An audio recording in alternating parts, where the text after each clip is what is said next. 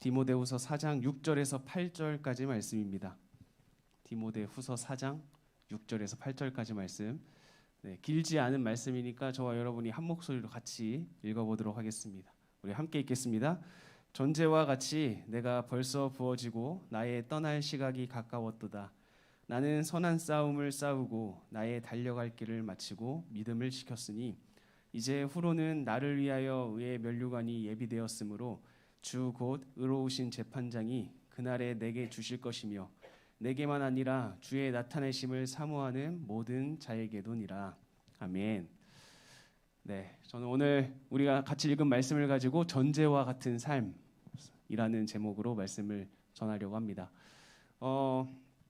디모데 전서와 디모데 후서라는 성경이 있는데 이거는 사도 바울이 기록한 성경이에요. 사도 바울이 편지를 쓴 건데요.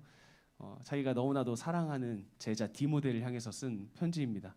그래서 이 편지가 두 개로 나뉘어져 있어요. 전서와 후서로 나뉘어져 있는데 전서는 이제 그 바울이 디모데를 알고 난 다음에 디모데를 이제 파송하는데 그 교회에 가서 디모데가 나이가 어리다 보니까 그 나이 어림으로 인하여서 목회가 힘들 수도 있겠다라는 생각이 들어서 그러한 상황 가운데 너의 연소함을 하나님의 말씀으로 이겨내라. 이러한 메시지를 담아서 전서 말씀을 보내고 후서는 이제 바울이 자기의 삶이 이제 얼마 남지 않았다라는 것을 딱 느낀 다음에 자기의 제자에게 이제 편지를 쓴 겁니다. 그러다 보니까 이 디모데 후서는요, 이제 바울이 자기의 삶을 봤을 때 이제 내가 얼마 남지 않았구나라는 것을 느낀 다음에 쓰다 보니까 어떤 내용이 담겨 있을까요?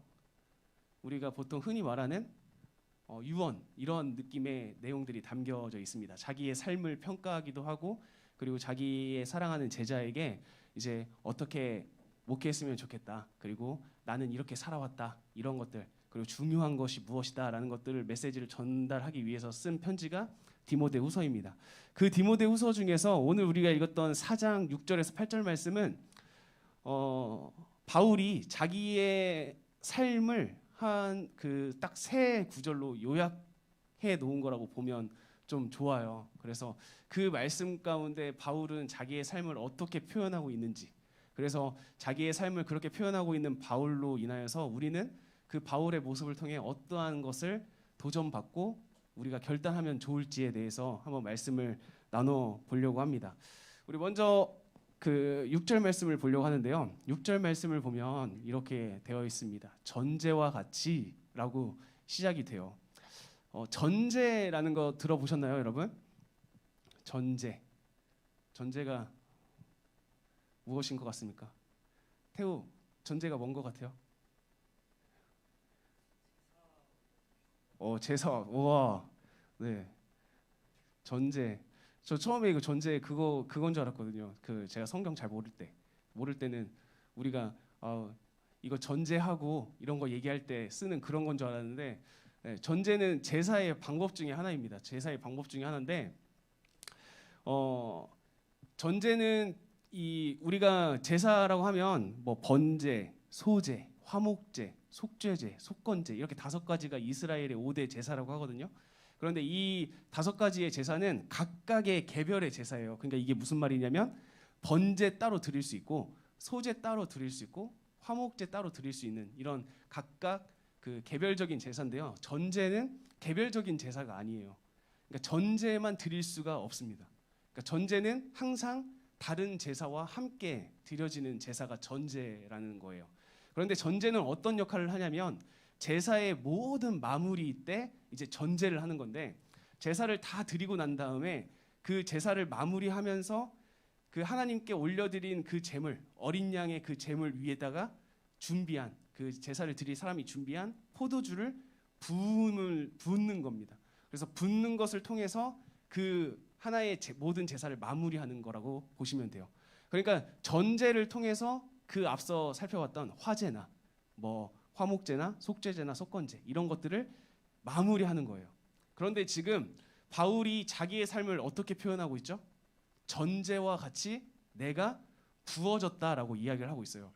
그러니까 지금 이 바울이 지금 자기를 향해서 내가 지금 전제가 됐다라고 이야기를 하고 있는데 이게 지금 우리가 들으면 왜 전제라고 이야기를 했지? 라고 할 텐데 그 안에 담겨 있는 의미를 생각하면 바울이 엄청난 고백을 한 거라는 것을 여러분들이 알 수 있을 겁니다. 자, 제사를 드릴 때 우리는 보통 제물을 준비하죠. 제물은 뭘 준비하죠? 보통 우리가 뭐 예수님 생각하면 떠오르는 동물이 뭐죠? 네, 어린 양이죠.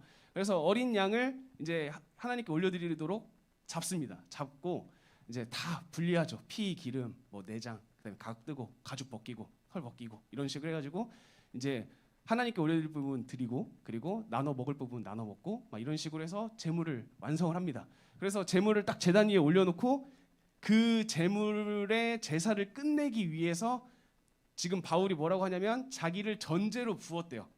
그 어린 양을 하나님께 올려드리는데 그 제사를 마무리하기 위해서 자기가 전제가 되어서 그 어린 양 위에 부어졌다라고 이야기를 하고 있는 거예요. 그 말은 무슨 말입니까? 바울이 자기의 삶을 어떻게 했다고요? 어린 양의 제사를 위해 온전히 쏟아 부었다라고 이야기를 하고 있는 거죠. 달리 말하면 예수님께서 어린 양의 죽음, 예수님께서 십자가상에서 죽으심을 통하여서 모든 사람에게 구원함을 주시고 생명을 주셨는데 그러한 예수님의 사역을 마무리, 예수님의 사역에 도움이 되기 위해서 내 몸을 다 쏟아 부었다라고 표현을 하고 있는 겁니다. 그러니까 지금 이 전제와 같이 내가 벌써 부어지고라는 것은 이거는 보통 사람이라면 하지 못할 고백이지 않을까요? 네. 자기의 삶을 마무리하면서 내 삶은 전제와 같은 삶이었어. 예수님께서 그 우리를 위해서 죽으셨고 그 사건에 내가 더 큰 의미를 담기 위해 그 예수님의 죽으심이 더 많은 사람들에게 의미가 전달되기 위해서 나는 내 삶을 불태웠어. 다 쏟아 부었어라고 이야기를 하고 있는 겁니다. 네, 저와 여러분들의 삶의 마지막 때 이런 바울의 고백이 우리의 입술을 통해 고백되길 간절히 축복합니다. 네, 여러분들의 삶을 딱 여러분들이 돌아봤을 때 내 삶은 정말 예수 그리스도의 복음의 전파를 위해서 내가 내 인생을 다 쏟아 부어 넣은 것 같다. 바울이 고백했던 것처럼 나도 내 인생을 전제로 하나님께 올려드린 것 같다라는 고백을 저도 그리고 여러분들도 했으면 좋겠습니다. 그러한 저와 여러분이 되시길 간절히 축복합니다. 네, 그러면서 다음으로 뭐라고 고백하고 있냐면요, 나의 떠날 시각이 가까웠다라고 이야기를 하고 있어요. 우리는 보통 여러분들은 죽을 때 여러분들이 이제 나중에 죽을 뭐 예수님이 다시 오시거나 아니면 우리가 죽거나 할 거잖아요. 그럼 죽을 때 여러분들은 여러분들의 죽음을 어떻게 표현할 겁니까? 보통 내가 몸이 너무 아프고 살 날이 얼마 남지 않았다는 걸 느끼면 사람들이 뭐라고 표현하죠? 내가 지금 죽을 때가 됐나 봐. 아니면 내가 살 날이 며칠 안 남았나 봐. 보통 이렇게 표현하지 않을까요? 그런데 지금 바울이 고백하고 있는 건 뭐죠? 자기의 삶이 얼마 남지 않았다는 걸 어떻게 표현하고 있죠? 나의 떠날 시각이 가까웠대요. 지금 바울은 이 고백을 통해서 또 뭘 고백하고 있는 거예요? 내 죽음은 끝이 아니라 또 다른 시작이다라는 것을 지금 바울은 이 고백을 통해서 자기의 그런 하나님을 향한 믿음을 선포하고 있는 겁니다. 우리가 죽을 때 우리는 그 죽음을 어떻게 받아들일지 궁금해요. 저와 여러분들은 나중에 딱 죽음이라는 것을 딱 생각했을 때 그것을 어떻게 받아들일지가 궁금합니다. 이 죽음은 나의 지금의 인생의 끝인 건가? 아니면 이 바울의 고백처럼 내가 육체는 죽지만 또 다른 또 하나의 시작점이라고 생각을 하고 나 이제 떠날 거야 라고 고백할 수 있는가? 네, 죽음에 대한 여러분들의 생각을 한번 돌아보면 좋겠습니다. 점검해 보면 좋겠어요. 우리는 죽음을 두려워해서는 안 되는 사람들이긴 해요. 우리는. 네, 그래서 저는 이제 그리스도인들, 기독교인들이 세상에서 이제 신뢰를 받는 분들도 있고 신뢰를 잃어가는 사람들도 있는데 신뢰를 잃어버리는 가장 대표적인 이유가 뭐냐면 우리는 항상 이야기를 하죠. 우리가 죽고 난 다음의 삶, 우리가 죽고 난 다음의 일들에 대해서 이야기를 하는데 정작 우리가 살아가는 모습은 우리의 죽음 이후의 모습에 대한 확신이 없는 것처럼 살아가는 모습 때문에 우리가 신뢰를 잃지 않는가라는 생각을 해봐요. 우리는 항상 고백하죠. 이 지금의 삶이 중요한 게 아니야. 이 지금의 삶보다 더 중요한 것은 죽음 이후의 삶이야. 우리는 죽음을 두려워하는 사람들이 되면 안 돼라고 우리는 성경을 통해서 그리고 성경 인물들의 삶을 통해서 계속 보고 있는데 정작 우리들의 삶은 어때요? 이 세상에서 떠나기 싫어하는 사람처럼 살아가고 죽음을 두려워하는 사람처럼 살아가고 나중에 우리가 죽고 난 다음의 일들을 생각하기보다는 지금 어떻게 하면 더 편안하고 더 좋게 살아갈 수 있을지를 고민하면서 살아가다 보니까 그런 사람들을 통하여서 세상 사람들이 우리 교회를 향한 신뢰를 잃어버리게 된 것이 아닌가라고 판단을 해볼 수가 있을 것 같아요. 하지만 우리 이 자리 가운데 있는 저와 여러분들의 고백은 이 바울 사도가 고백했던 것처럼 이 자기의 죽음을 앞에 두고 나 이제 죽을 때가 됐어. 나 이제 끝났나 봐. 라고 표현하는 것이 아니라 내가 이제 떠날 때가 됐어. 라고 고백할 수 있는 저와 여러분이 되시길 간절히 축복합니다. 네, 7절 말씀을 보면 지금 나는 선한 싸움을 싸우고 달려갈 길을 마치고 믿음을 지켰다라고 이야기를 하고 있어요. 그래서 여러분들 느끼셨을지 모르겠지만 지금 이 4장 6절, 7절, 8절을 보면 그 바울이 자기의 인생을 어떤 거에 비유하고 있는 것 같아요, 여러분? 어떤 거에 비유하고 있는 것 같습니까? 내가 전제로 다 부어졌고 나는 이제 떠날 거야. 나는 지금까지 싸워왔고 지금까지 다 마쳤고 지켰어. 네. 우리가 보통 이런 것들을 언제 표현을 할까요? 우리는 많이 안 겪어본 상황이라서 그럴 수도 있는데 학준이가 가장 잘 알 것 같은데. 네? 학준이가 지금 가장 여기서 잘 알 것 같아요. 네. 휴가 나왔기 때문에 전쟁 상황이에요 지금. 그러니까 지금 바울은 자기의 삶을 전쟁에 대해서 지금 비유하고 있는 거죠. 내가 전쟁에 나가기 전에 네?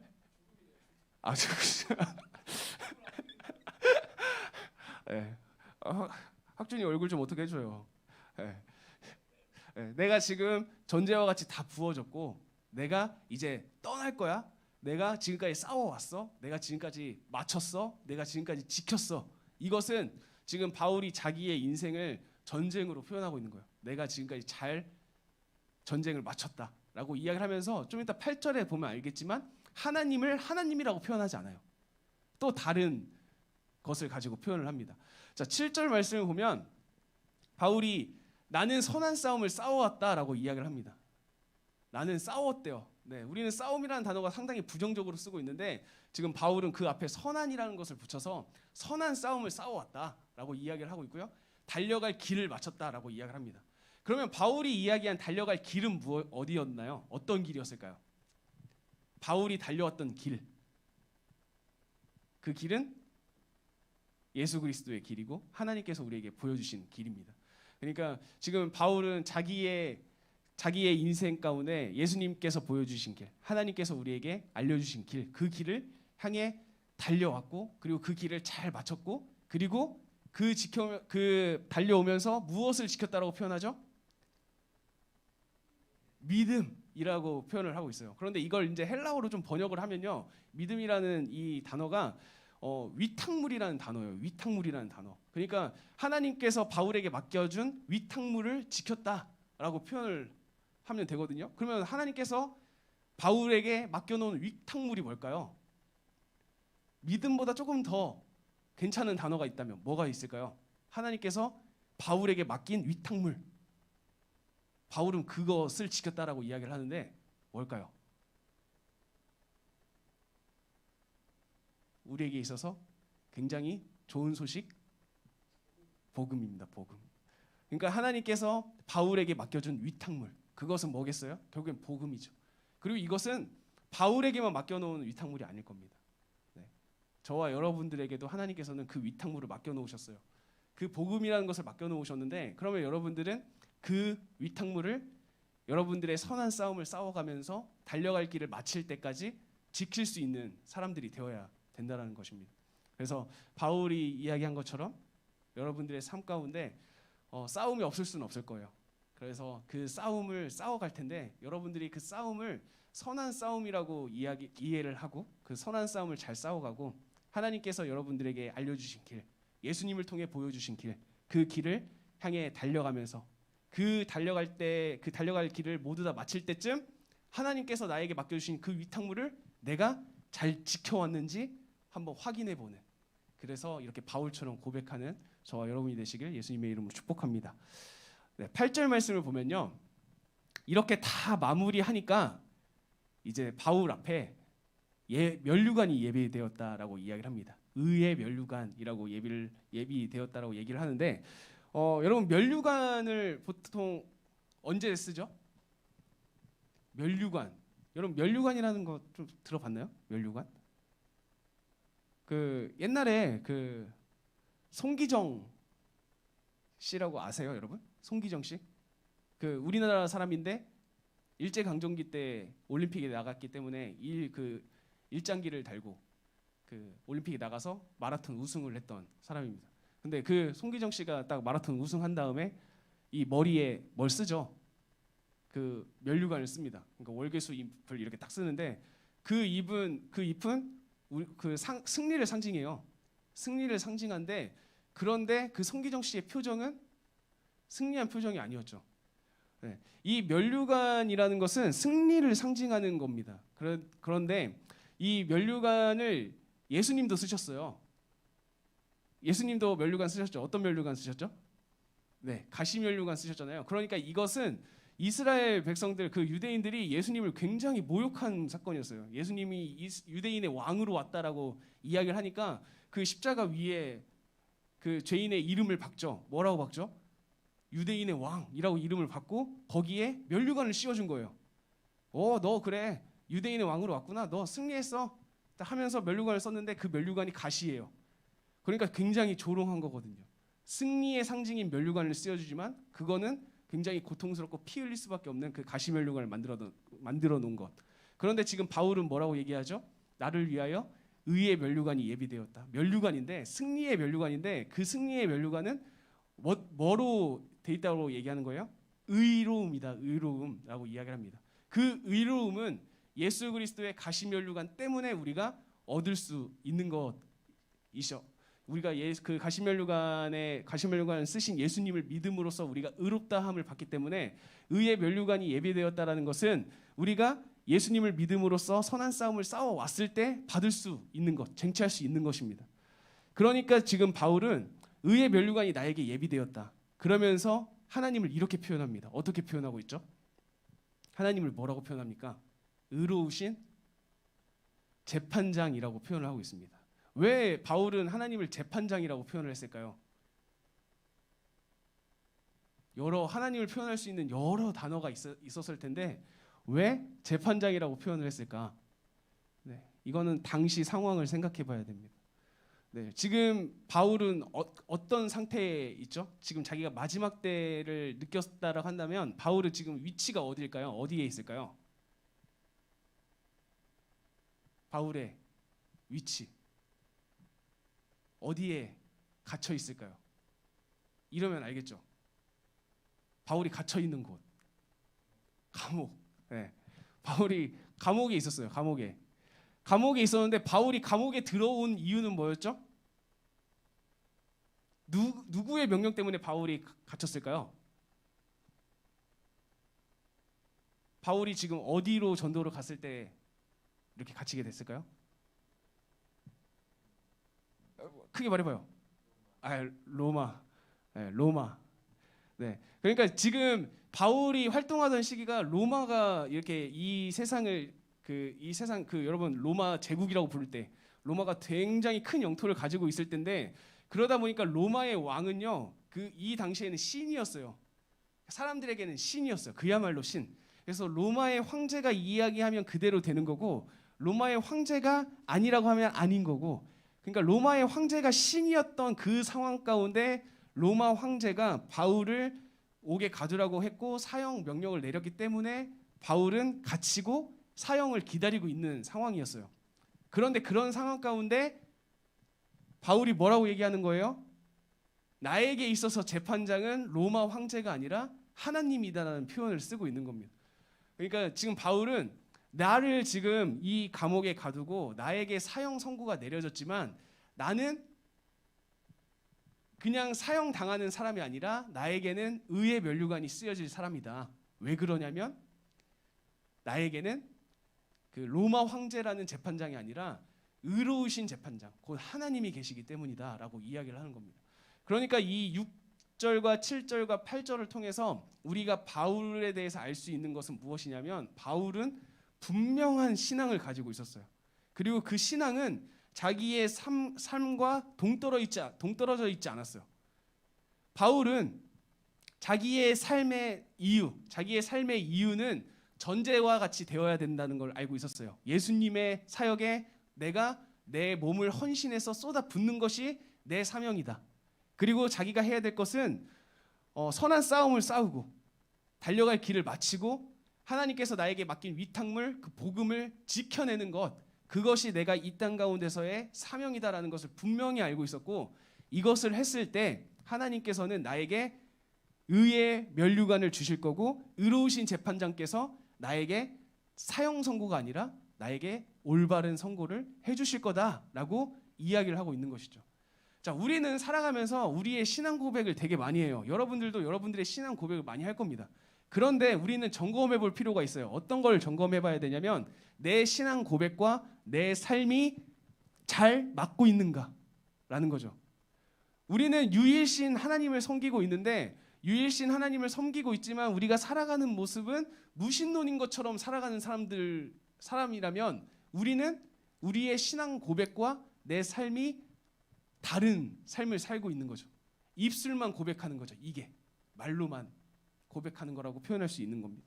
그러니까 저는 이 바울의 고백을 통해서 저와 여러분들의 하나님을 향한 신앙을 한번 점검해 봤으면 좋겠고요.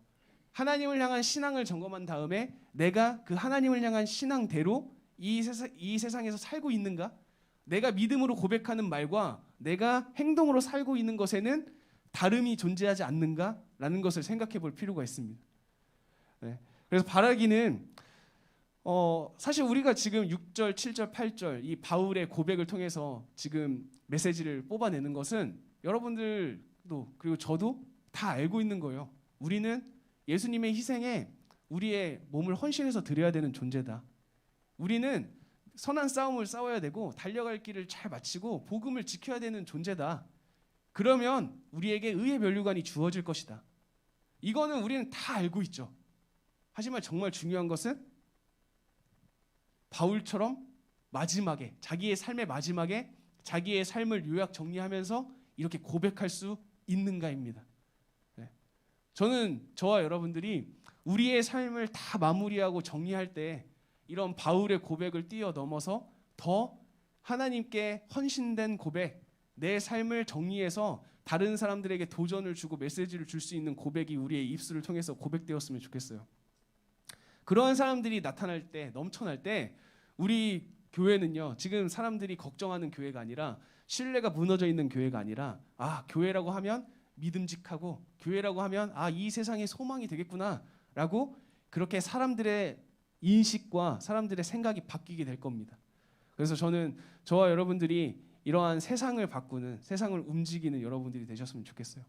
여러분들에게 주어진 사명, 여러분들은 하나님께서 그냥 보내신 존재가 아니라 여러분들의 삶을 전제와 같이 예수님을 증거하고 예수님께서 죽으셨던 그 사건이 정말 모든 사람에게 의미가 있고 모든 사람들에게 영향이 가기 위하여서 내가 쏟아 부어진 바 되는 전제와 같은 삶을 살아가는 여러분이 됐으면 좋겠고, 그리고 선한 싸움을 싸워가고 끝까지 믿음의 길을 지켜서, 그리고 하나님께서 여러분들에게 맡겨놓은 그 위탁물 복음을 지켜서 살아가는 저와 여러분이 되시길 예수님의 이름으로 간절히 축복합니다. 네, 그로 인하여서 마지막 때 저와 여러분들의 머리에 그 의의 면류관이 딱 의로우신 재판관을 통하여서 머리에 얹혀지게 되길, 그러한 아름다운 모습으로 우리가 그때 기쁘게 만나게 되길 예수님의 이름으로 간절히 축복합니다.